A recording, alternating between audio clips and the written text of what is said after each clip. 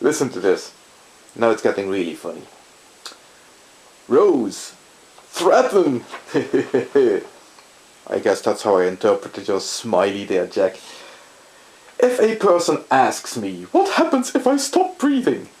And I say, you'll faint or you'll possibly die, and they reply, what a hateful, cruel person you are to say such threats. Jack, are you now telling me that your God is a mindless, inanimate force? You see, if I find you standing on the edge of a skyscraper and you are telling me that you're going to take a step forward into the void, and I tell you, don't do that, you're going to fall to your death. There is a mindless, inanimate force called gravity that will pull you to your death at the bottom of this skyscraper. You see, there's nothing hateful about that. You're quite right. You're absolutely right, Jack. Spot on. There isn't. I am just telling you how gravity works and what will happen if you step off that skyscraper. Likewise, you will tell me, quite rightly, that if you stop breathing, then, due to the nature of our physical bodies, it will lead to your death. And there's nothing threatening or cruel about this.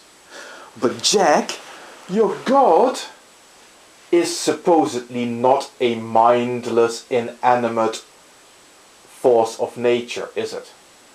Your God is a conscious entity that can exercise its free will. If your God subjects me to eternal suffering, then that is your God's free, conscious decision as a conscious entity. And in that case, I hold your God responsible for the suffering it has decided to inflict on me. Now, thankfully, your God is a figment of your depraved little imagination. And your threat is hollow, empty, and pathetic. But that does not mean that you aren't utterly sincere in making this threat on behalf of your God.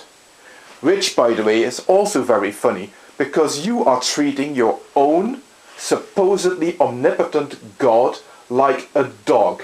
You're threatening me that you're going to sick your God on me. I think if you are truly of the mind, of the opinion that your God is real, I would be very worried if I were you. Because if I were God, I would not take very kindly to being ordered about like that, Jack. Think about that.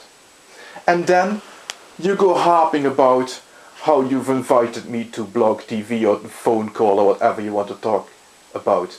Sorry, Jack. We started this on YouTube, and that's where I intended to stay. I deliberately post this on YouTube because in this format I can gather my thoughts and make a considered response like I'm doing now.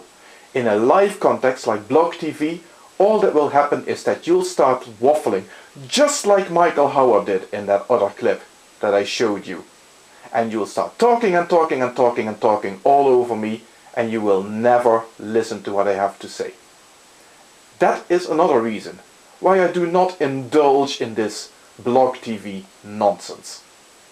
This started on YouTube, this is staying on YouTube. And if you want to pick up the ball and run away right now, that's fine.